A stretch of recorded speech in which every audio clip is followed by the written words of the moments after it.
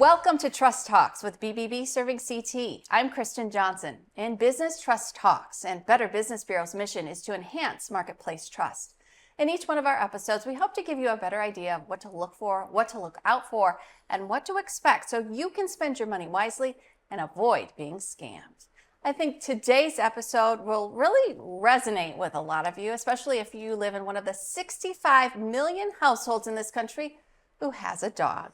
Chris and Jonathan Walker join us from Clean Paws Mobile Pet Spa in Westbrook. Thank you both for being with us today. Thank you, Kristen. So Clean Paws Mobile Pet Spa, the emphasis is on mobile. They don't have to go anywhere, you go to them, correct? That is correct. Tell me where you came up with this idea of a mobile pet grooming business, Chris.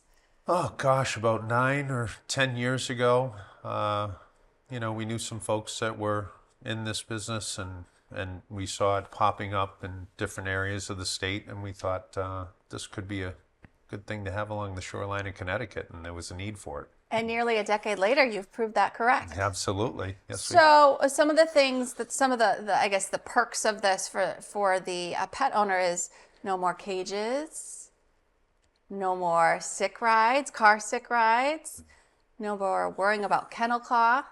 Jonathan, what are some of the other benefits of using a mobile pet spa? Yeah, I would for sure say the benefits to it is, most importantly, it's the one-on-one experience from the dog groomer to the dog, which is important. Sometimes with, standalone places, they get passed around from a bather to a groomer, then to someone that does the nail trimming, things like that. So it's really important that they're comfortable with the groomer.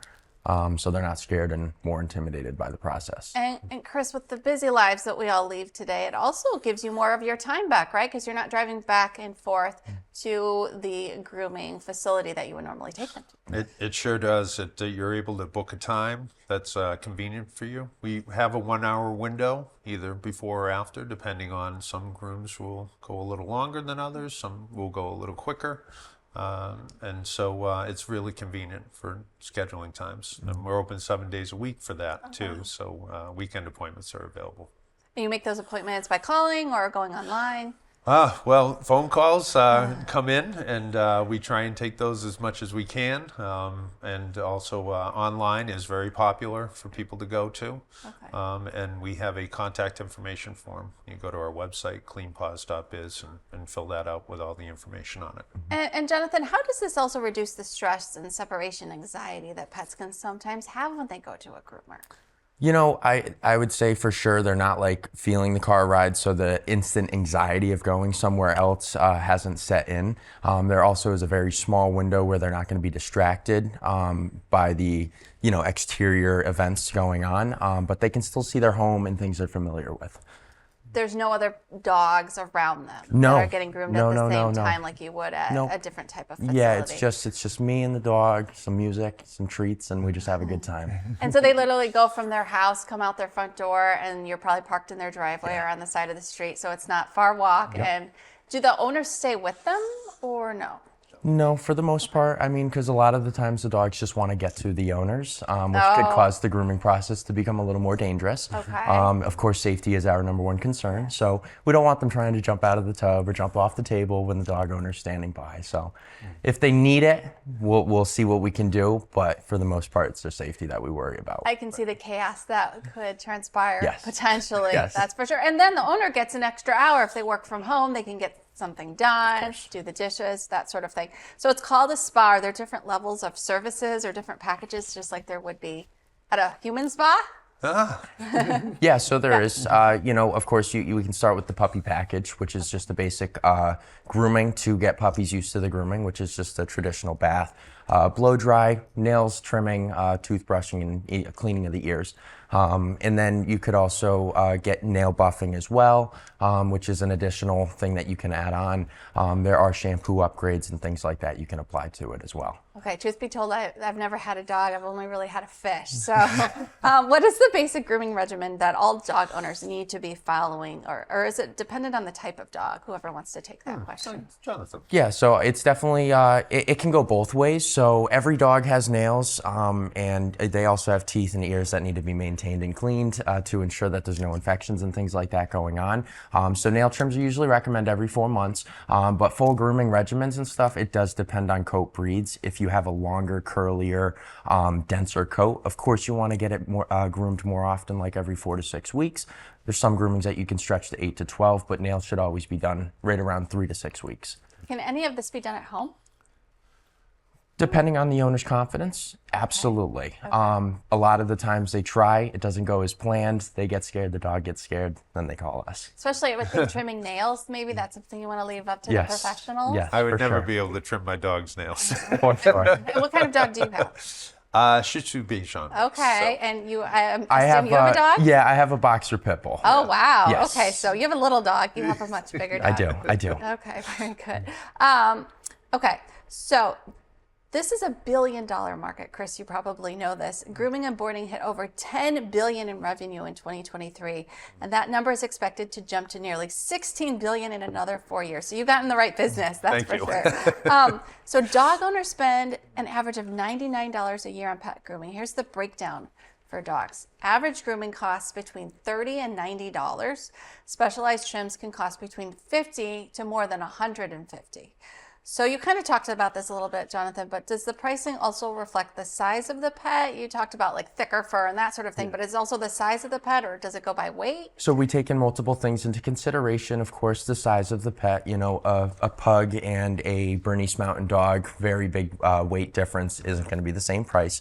But then you have to take into consideration the last time they were groomed, the location that we are traveling to since we go to their driveway, and as well as the type of coat that you're working with and if there's a haircut needed or not. You talked about the online sign up. Is that where you would get like an estimate ahead of time, and you put in the size and the information about your dog like that? that is correct, Okay. yes. So it gives us a criteria to sort of give us an idea for pricing so we can give you a quote. Okay, so you said there are some things you might want to leave up to the professionals, but in between grooming, are there things that as pet owners we should be doing? Oh, 100%. he'll say brush, brush, brush all the time. 100%. So, of course, brushing is important, but you never want to overbrush. I always recommend, you know, depending on the coat, you know, a couple times a week, you know, a few minutes, 5 to 10 minutes each session. And then also, you know, brushing teeth at home and cleaning ears are two things that you can also keep up with that are very easy that the dog usually allows you to do as well. As you know, many pet owners treat their dogs like family, right? They're one of the family, and you don't trust them with just anyone. Right. You're not going to put them in just anyone's hands. So what questions do you get asked the most by clients, and what question do you wish they would ask? Well, Who wants to take that one? I would say they do worry about, you know, the pet being in the van, you know, without them there. I know that my own pet would be probably very difficult to work with if I was in the van with my own pet, because they get there's more anxiety involved. But the nice part is, you know, once they get to know the service and understand it, they wag their tails before the groomer even shows up for the appointment, and they know they're coming. Is there anything you wish that they were more aware of, the pet owner, beforehand? Maybe to calm their nerves, or just maybe something that they don't necessarily understand typically? I would say how truly, how much we truly care about the dogs and the pride that our employees take, including myself. I always say it's like being a doctor. They have beating hearts. You know, one thing could really cause things to go south. So you really need to take pride. And if I were to tell one thing to everybody is we do take pride, we care, and we want to make sure that your dog's safe. And that's why you want to do your research ahead of time. You said Yeah. there are other businesses out there that do this. Obviously, we just talked about it being a $1 billion business. So, you know, there's always going to be some bad seeds, and that's why you want to make sure you're picking the right one. And you want to take that time ahead of time, right? Yeah, absolutely. So look at the website. Let's go over some other questions you might want to ask before hiring a groomer. How long have you been grooming, and where were you trained? Is that something that do you get that question? Absolutely. And why is that important? Well, it's a very specialized industry, so you want to make sure that somebody's had several years grooming experience before they're going to groom your pet. And certifications, there's different certification levels you can get as well, and different training levels you can get as well. So those are things you definitely want to look at to make sure you're dealing with an experienced groomer. And we always recommend, we do a meet and greet with our customers, Okay. to make sure that it's a good fit, and that the pet's comfortable, that the owners are comfortable, and that our groomer is comfortable. Because like Jonathan was saying, safety is the utmost concern for the pet and the groomers during the groom, and they want to make sure that everybody's comfortable. Are there any, is this regulated by the state? Are there licensing or registration requirements? Yes, there is licensing through the Department of Agriculture for mobile pet groomers. So you need to check that out too. Make sure they're licensed and Absolutely. registered. Well, for the physical groomer themselves, they don't need. So this is important, actually, and I'm glad you brought this up. In the state of Connecticut, you don't need a license or a certificate to be a dog groomer, which I don't like. So do your research and make sure that the person that is working is accredited and able to do the job for sure. So obviously, yeah, you want to go to bbb.org and read those reviews and For sure. complaints. But what are some other ways you can find out whether they're a good groomer? Well, I would say just basically through a basic interview process would be to ask the right questions, like how long have you been doing this for? How long have you been? Of course, reviews online, very important. And word of mouth, I bet you get a lot of business from word of mouth. Oh, boy, do we get a lot of business from word of mouth, and especially because, when they see the mobile vans going through the neighborhood and such, people call as it goes by. It's got a very colorful logo and attracts a lot of attention. Yeah, we have some pictures of the van that we're showing so people can see what it looks like on the outside. What does it look like on the inside, Jonathan? Yeah, on the inside, it's modern. We have everything that's waterproof, of course, sealed nice and tight. There's a lot of electric and water in a close proximity, so we have to make sure it's sealed up real nice and very clean. But we have a really good sized bathtub that can fit a lot of dogs, a lot of different breeds, and then a really nice table that can go up and down to help the pups get into the tubs and stuff like that. And then we do have a 65-gallon freshwater tank that also has a 55-gallon drain tank, and it is fully self-contained. We pull in your driveway, and all we need is your pups to start. You may or may not know this off the top of your head. Biggest dog you've ever groomed? By weight. I would say there's two of them. There was a 175-pound Great Dane who I had to do a deskunking on. Oh, no. And yes, yep. And then there was a 163-pound Irish Wolfhound. Those were like the two biggest dogs I ever worked with. Yeah. And how did they behave? They were wonderful, actually. The difficulty with those groomings is the weight itself. Yeah. If there's temperament and weight, it's kind of one of those jobs where you say, is this going to work out? So you have to think about those and make that decision before you get too far ahead in the process. So I'm thinking, oh, it's a spa. This is like luxurious. Deskunking would have never crossed my mind that you get dogs that have been in other very dirty situations. that you have Correct. to- Yes, we offer deskunking services as well, and also flea. Oh. Pets get fleas. Okay. And so we have a regiment that we need to follow when it comes to that, but we do also do deflea. Okay, so another good question is, what is your grooming process? So, what is your grooming process? I bring a dog, or you come to my house and I have the dog. What happens first? Well, of course, we go over the instructions and the descriptions on what the owner is looking for in the grooming, if there's a haircut or not, and if they have any allergies to treats or shampoos, or if there's any allergies in the house that we should be aware of, like scents or things like that. And then we go into the van and we start the process with a nice bath, where we use a hydro bathing machine, and it's like a massaging machine for the pups, and that's where like the spa feature comes in. Nice warm soapy water, and the pups really do like it. After that, of course, we rinse them through real well, give them a towel dry, we blow dry them fully, and then we start the grooming process itself, where we brush the hair out, we do the nail trimming, we trim any hair that needs it, stuff like that. That sounds wonderful. Yeah. Can I try it? No. Just the spa part, right?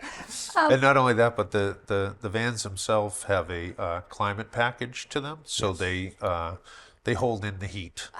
and the air conditioning in the summertime. As you know, it gets very hot as Yeah, well. I was wondering if So- this is more seasonal, but it's not. You say you do business 7 days a week. Absolutely, year round, year and round. even in these cold temperatures, because the pet's going to leave the van fully dry Okay. and completely comfortable during the whole process. You talked about the fact that it could be dangerous for the owner to be in there during the grooming process, but is it a red flag if the groomer won't even show you the space ahead of time? 100%. Yes. I would say so. Yes. I mean, so on average, I do anywhere from 8 to 10 dogs a day. If a groomer is kind of hesitant to show you a van or the salon that they're working in, that they're bringing your pups into, that means there might be hair or other things in the van or on the ground that they don't want you to see. So it is also nice to check to make sure the van's clean for the pups. Okay.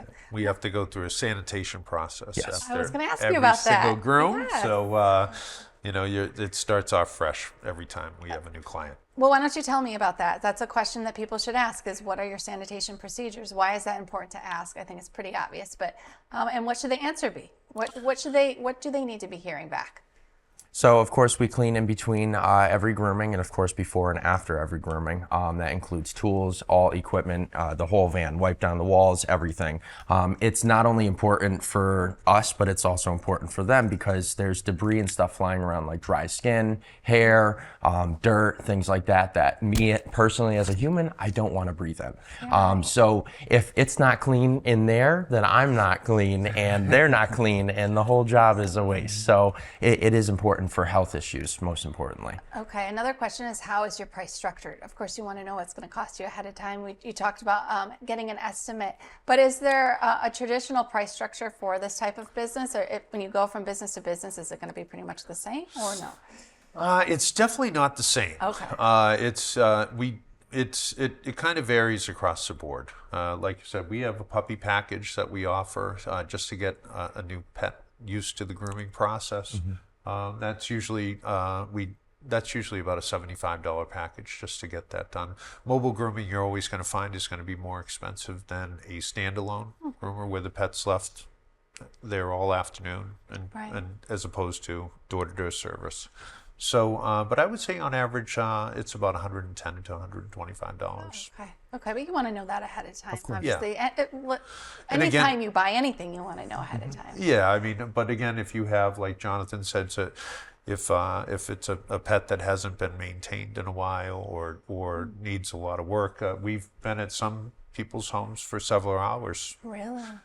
Grooming a pet, and of course, you obviously for that time have to charge accordingly as you go along for that. So some of these things come up you can't foresee, and that's why it's very important that the groomer do that beginning interview process with the pet. Because you have employees, you have to pay for their time. That makes sense. Of course. And then the last question is, what steps are in place to ensure my pet's safety? So what are the steps? What should they be hearing when they ask this question? Well, of course, the first step is the knowledge the groomer has to ensure the safety of the grooming process. We do also have leads and stuff and connectors and harnesses and things that we can use during the grooming to ensure that the pups is staying safe, staying, still, not moving around too much. And really it's just taking your time and knowing when the dog has had enough, because that's when most injuries take place, is when they're trying to get that perfect haircut and the dog is stressing out and they don't know when to stop and they keep going and then something could happen, unfortunately. So what if the dog, and this has probably happened to you, has had enough and you're not done? Like you're only halfway done. What do you come back? What happens? Yeah, what we do actually, we'll make a second appointment. Okay. And then we'll just come back and complete the service. absolutely. Okay. Most of the times they're understanding that, they're our kids. So if they're not liking it, they'll let it slide and we'll come back and fix it up. So. They don't want their pet to be miserable. That's right. Especially if it's the first time and they don't know what to expect. 100%. And you want to make it a good experience because it is something that is on a regular, ongoing basis. It sounds like. Yeah. As a result, our clients are happy to see the groomer when they come because We're happy to see them. they love the service. It's funny when you see them in action. They are in a spa themselves. They really love cute. the process once they get used to it. Yeah, you want them wagging their tail when they see that logo. Absolutely, show up, right? 100%. And that's why the meet and greet, we call it, is very important because some pets just, they won't get along, with the groomer, and that's why we would have to refuse it just for safety reasons. Does that happen very often? Not very often, but once in a while. Once in a while. Because we go to their safe environment, so sometimes they want to protect their home, and that's their place, so it's understanding sometimes. Is that breed specific, or could it be any breed that you have those issues with? It can be, I mean, it depends. I mean, there's some guard dogs that, Right, guard that's a what little I'm more, thinking. and then there's other pups that have had a rough past and just don't Gotcha. like big vans, or Yeah. don't like guys or girls, or, there's never know. multiple things. That's right. Okay. Any other? And we try and accommodate that too. Of course, So we of have course. a female pet groomer. really? come, Okay. or male pet groomer, depending, because again, the parents will always tell us that, my dog doesn't like males or doesn't like females, or one way or the other, and that way we try and accommodate that too and take that in consideration. So Very good. And speaking of employees, you're expanding. yes. Are you expanding the location that you cover, that you serve, or do you just have so much business in the area that you serve that you? Yeah, we're on the necessitate- shoreline down to Bramford and as far as New London and up as high as Middletown. Wow. And that area. So we are adding another mobile grooming van. This will be our third one. And we have such a wonderful staff and that it's ready to add another vehicle. Wow. You have a rather large footprint then in Connecticut, Yes. don't you? Yeah. Any questions that I missed that I didn't ask? I feel like I asked a lot, but like I said off the top, I'm not a pet owner. So is there anything I missed that you think people need to know about this industry? I think you asked a lot of good questions today, actually. Thank you. I tried. Yeah, I tried. and I especially like the one about asking what you should look for in a mobile groomer. I think first thing would be to start with the Better Business Bureau as an accredited business, and look at reviews, and then of course meet with the groomer to make sure everybody's comfortable before you go through with the process. How far in advance do you need to make an appointment typically? Well, I guess it depends on need. We always recommend don't call if you need something today Yeah, right. or tomorrow. Generally, we book out about a couple weeks in advance. So you want to get that on the schedule prior to needing it right away. Okay. Yeah. You mentioned BBB. You've been accredited with BBB for nearly 8 years. Yes. Been in business for about 9. Why did you seek accreditation? What do you hope it says to your customers? I hope it says trust. I hope it says that you can trust this business to do the right thing, to take care of you, and to give you the service that you deserve as a client in the marketplace. Because we know how important pets are to people, BBB has actually created a one-stop shop of information for owners. At bbb.org/pets, you can read articles with tips on buying a puppy, calculate the cost of owning a pet, learn about pet insurance, traveling with pets, and online scams to watch out for. One of the most common and costly online scams are pet scams, so it's definitely something worth educating yourself about.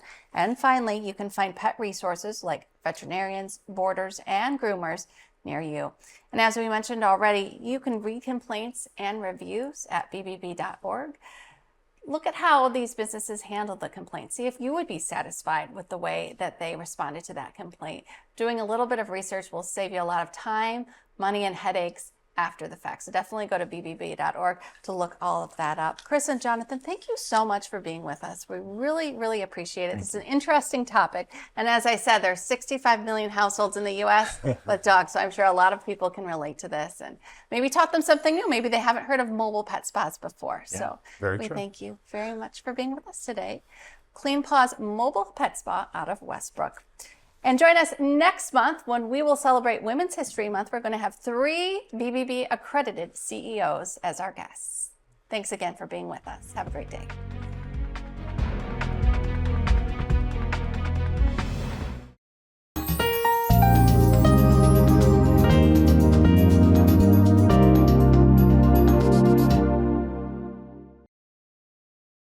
Nutmeg TV has been providing community television for over 30 years. We needed some studio upgrades, and Ion Bank believed in us.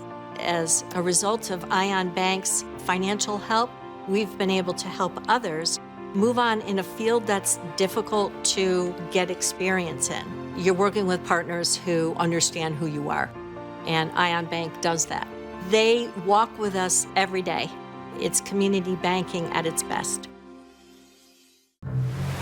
The water's warm at Jaws Pond, and we're stocked full of treasures. Big or small, we buy it all. We buy and sell fast rides, power tools, vintage guitars, and so much more. Walk the plank in style with our fine jewelry, diamonds, and watches. Plus, we have a huge selection of the latest video games, including the new PlayStation 5 and Xbox Series X. Jaws Pond, conveniently located on Meriden Waterbury Turnpike in Southington and West Main Street in New Britain.